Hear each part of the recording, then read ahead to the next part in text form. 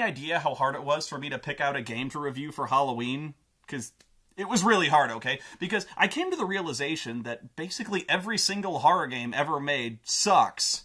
Think about it. How many good, scary games can you name off the top of your head? There's only been, what, like 10 ever?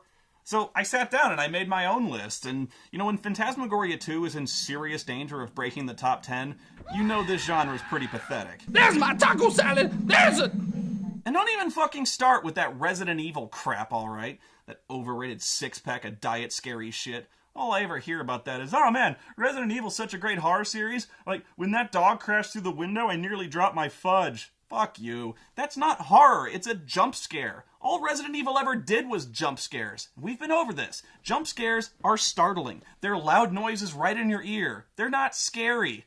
Scariest part of Resident Evil was the inventory system. And the controls. And the fixed camera angles. And the voice acting. Why did people like Resident Evil? I can name the good ones for you. Like I said, it's not a very long list.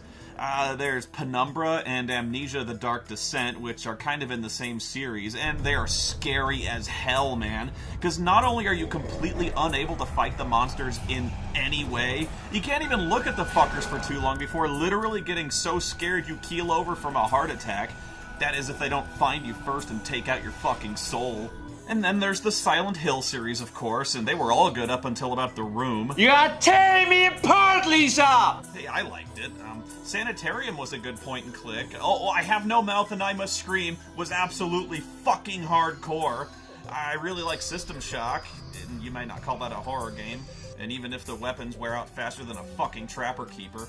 Seriously, the spinny wheel thing in that board game Life lasted longer than the guns in System Shock 2. Fuck me. And lastly, there's Eternal Darkness: Sanity's Requiem for the GameCube, which is not only my favorite horror game, it's probably in the top 3 of my favorite games of all time. The story is this phenomenally good spin on the Cthulhu mythos. The camera is never once a problem, and how many horror games can you say that about?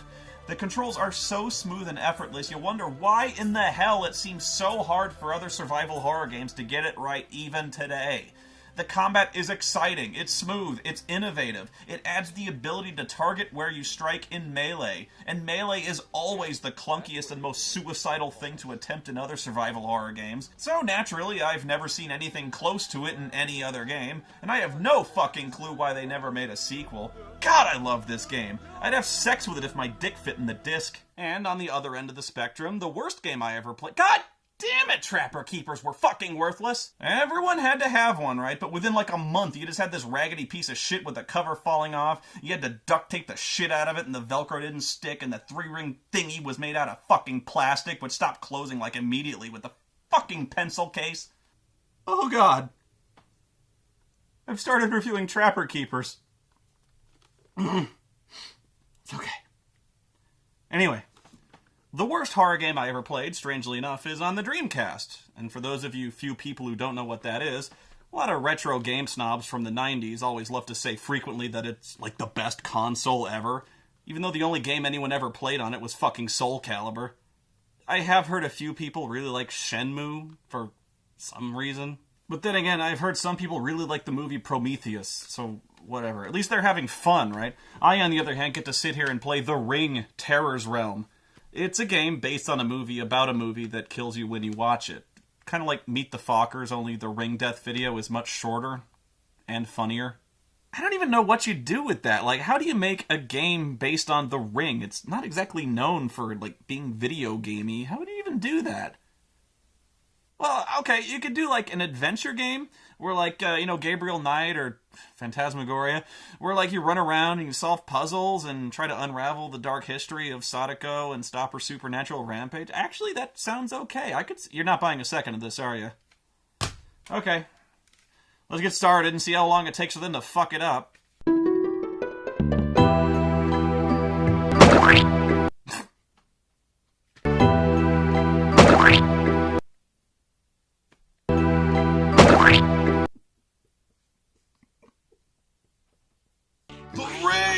Terror's Realm! 0 seconds! This game sucks in 0 seconds! From the instant you push the start button.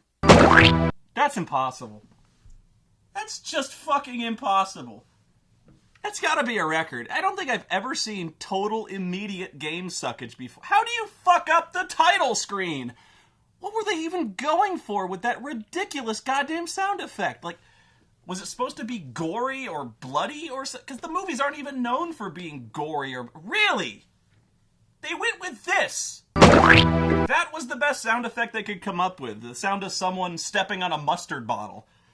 Okay, maybe I'm being a little unfair to this. Let's compare it to the movie or something, shall we? I'll let you pick.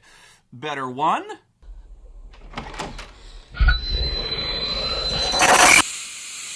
Or better two? Interesting. You know what? I'm still not being entirely fair, because that was a movie. It's the American version. Okay, whatever. So let's make this completely fair. Let's compare it to another scary game made around the same time. Better one?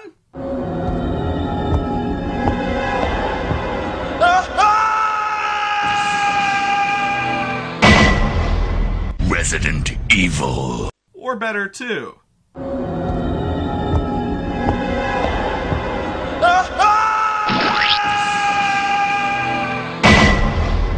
Resident Evil.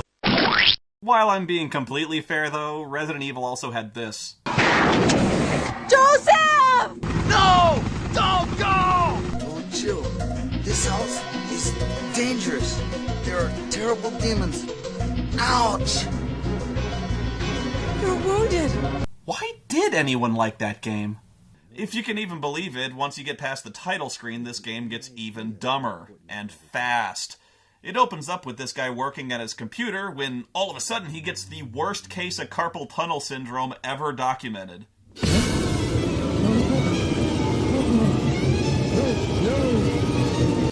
It got into my hand and it went bad, so I lopped it off at the wrist. Let this be a warning to you folks. This is what happens when you jerk off to internet porn too much. Terminal wanker's cramp. After that, the dead guy's girlfriend Meg swings by the house just as the paramedics are wheeling him out. Oh crap, I just realized something. Japanese import game, based on a lame horror movie franchise? In a scene of tragedy and emotional anguish? Oh man, prepare for some of the worst voice acting you ever heard in your life. Robert? Yeah, and I think we're just gonna have to do it that way. And that's just a... Hey! Hey, miss. No, I'm sorry, you can't come in here. Holy shit, did that cop just headbutt her? No, I'm sorry, you can't come in He here. did! Who is this guy, Chris Brown? No, I'm sorry, you can't come in here. No! Oh yeah, I had that face too that one time I watched Lizard Lick Towing. No, I can't believe it's Robert. No. You okay, lady? No. You okay, lady?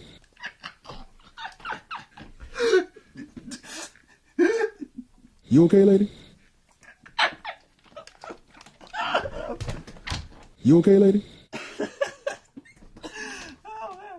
Oh, I can loop that for days. Guys, you gotta make this a thing. Seriously, make this a thing. Like, do this. I'll give you a free one.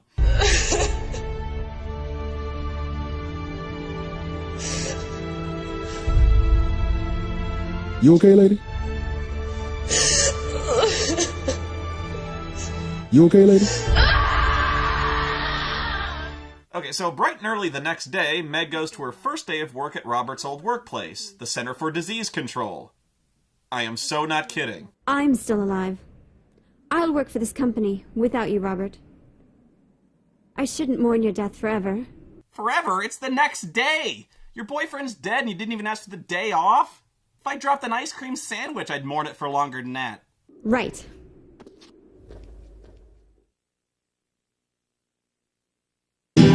Oh, Jesus Christ!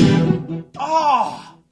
Yeah, this music just fucking punches you right in the head out of nowhere, and it's about 10 times as loud as the dialogue.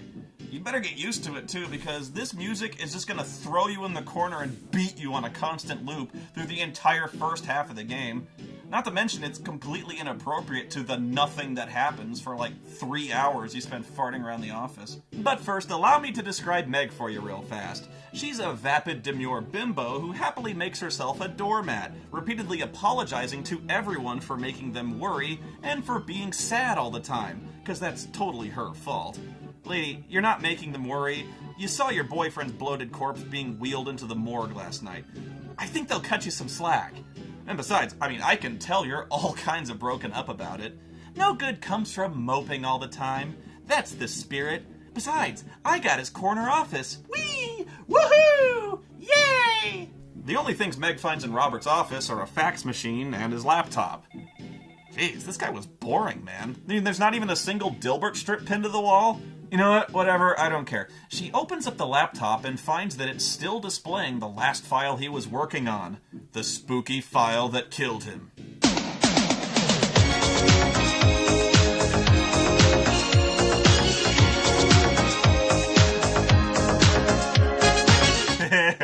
I'm sorry, I couldn't resist. Now, it's some kind of program called Ring, which apparently fits on a 3.5-inch floppy disk. And while I'm nitpicking here, did laptops ever have built-in floppy disk drives? Why would he ever have one of those? Why would he need one? The capacity of a floppy disk is like 1.44 megabytes. I got a copy of the Oregon Trail, it's bigger than that. Okay, this is amazing. I just gotta know. Did Sadako, the spooky chick from the movies, code this program? Like, complete with a text prompt for your name that says okay when you hit enter? Did she take night classes and learn how to program in Java or C++? What language would you code a supernatural death game in? Perl? I would. I always fucking hated Perl. Meg just types her name into the program, and somehow, in a way we never actually see, but I'm sure was really horrifying and cool, she awakens in some kind of dark alternate world encased in carbonite. She steps out. Really? Now she's in some kind of Solid Snake outfit and wearing the biggest fucking sunglasses in the world. She takes one look around and is like, I booted up a program called Ring on the computer. Anyway, I should investigate. What are you... Does nothing faze this woman?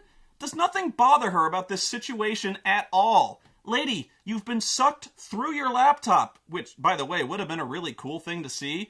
Sucked through your laptop, sent to a digital nether realm. You're now wearing this fucking stupid future commando outfit. You're inexplicably carrying a loaded firearm. You're wearing blue blockers in a dark room. And I must repeat this because this is the important part. You've been sucked through your laptop, and your only reaction is, eh. So yeah, you go investigate, and you find this guy just chilling out here called Brigade Member. A brigade of what? But he's just sitting here, and he tells you there's monsters upstairs, and she needs to go kill them off. She's like, I don't even know how to use a gun, and he's like, quit yakking, go kill them off. What, you got things to do, man? Yeah, you look really fucking busy here, you pussy. So, of course, Meg, who's a programmer or a secretary or a researcher, whatever, she's a non-combatant who admits she doesn't know how to use a gun, agrees to a stranger's request to go upstairs and kill someone for no explained reason. Because why not? So you go upstairs and find a can of healing jelly. The hell is that? Okay, it's jelly that heals. Is it magic? Do you eat it, like, with toast? What does healing jelly taste like? Or do you just, like, rub it all over yourself?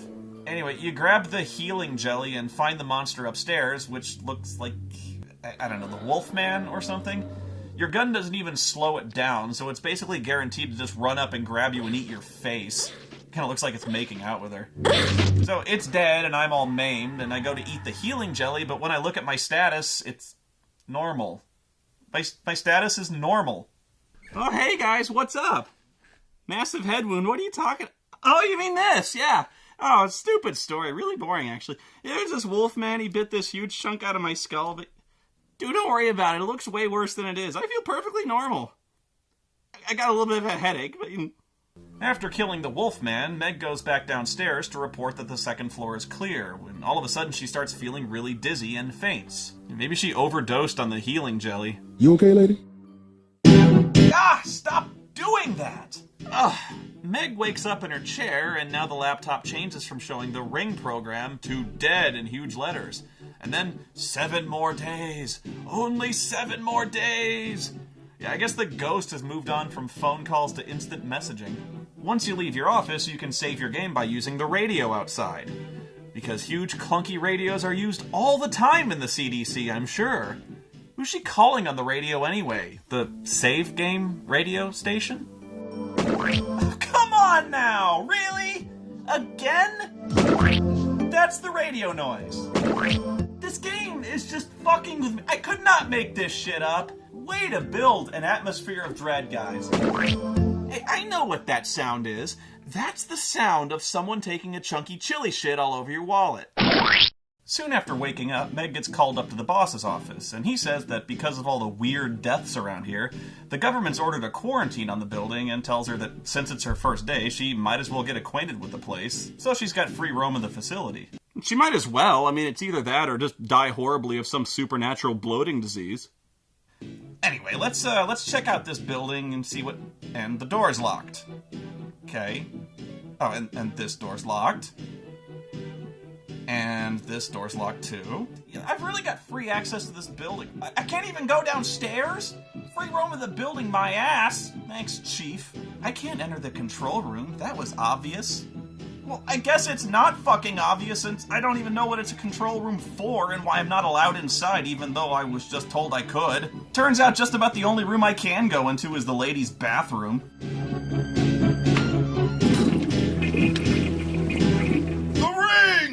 Terror's realm! Oh, hang on. I guess I can go into the men's room, too. Ah! Whoa. Well, this is awkward. Yeah, you find a security guard in there, and he's like, what the fuck are you doing in here, lady? Meg explains that, oh, it's okay, because the chief told her to explore the building. Now, I don't think the men's room was what he had in mind, you fucking ditz. What did you think was gonna be in there? Oh, but you'll be back. Several times, in fact. You have to explore the bathrooms, every single one of them, because the plot won't progress until you wander into the men's room like a dumbass. Oh my god, this music just never stops. I'm trying to take a piss and the music's making me all stressed out. You spend what feels like an eternity just running around the office looking for files, until eventually you run into the only other two people who work in the CDC, this woman named Chris and Tina Turner.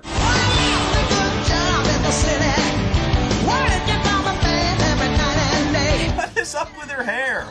It's like she was getting her highlights done with all that foil crap on her head and she just kind of walked out in the middle of it. Or she could be Diane Carroll from the Star Wars Holiday Special. The three ladies get to talking and together they conspire to sneak into the cafeteria because, well, I guess they're hungry. You even have to go get a key for this and get into several long, drawn-out, boring conversations with both women on whether or not they really should and if they'll get into trouble. It's all necessary to do for the plot because it's the Ring! Terror's realm! And yeah, the cafeteria's locked because it's on the first floor and nobody's allowed to go down there. I repeat, the cafeteria is off limits to employees. See if you can spot the problem here. It's okay, take your time. I'll wait. Oh, dude, look at all the stuff we can get in the cafeteria. We can get Italian, Chinese, drink. What? What is that? Salad jelly? What is that what it says? Salad jelly? It looks like a D to me. Is that Dalad jelly? Ballad jelly? It has to be salad jelly, doesn't it? Because Dalad isn't a thing. What the fuck is a salad jelly? Like, you make a jelly out of salad? Hang on, I need a better angle on this. What in the shit? It is a D! Dalad jelly. Dalad jelly. What in the fuck does that even mean? Dalad jelly. What the fuck is Dalad jelly? What is a Dalad? I don't know. I don't think anybody fucking knows because I searched everywhere. The dictionary, Google, Wikipedia. I asked every single fucking person I knew. And guess what? They never heard of it because apparently Dalad jelly doesn't fucking exist. This took me hours of research. I found salad jelly. It technically exists. It's like some fucking nasty jello thing with carrots in it.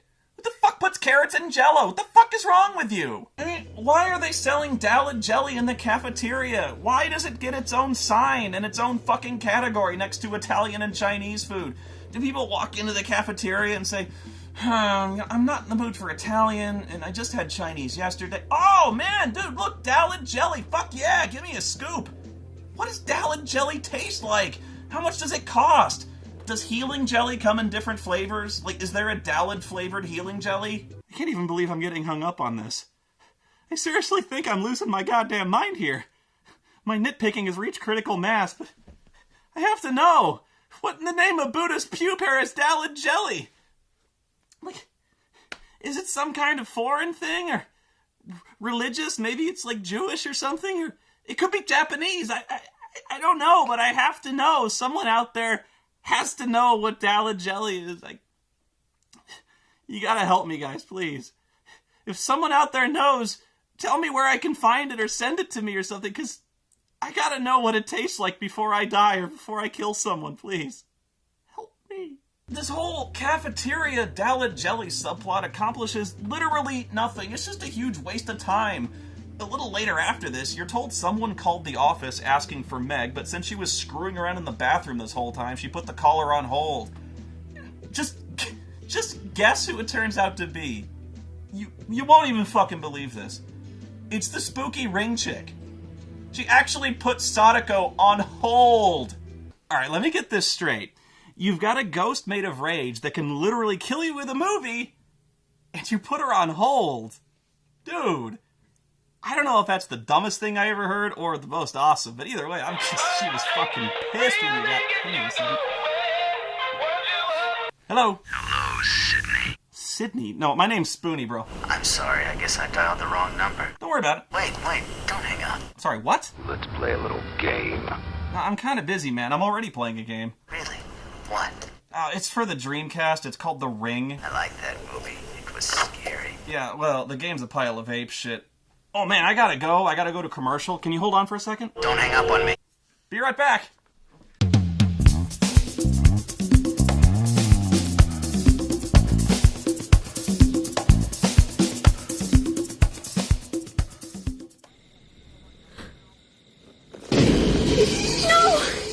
No, I can't believe it's Robert. No. You okay, lady?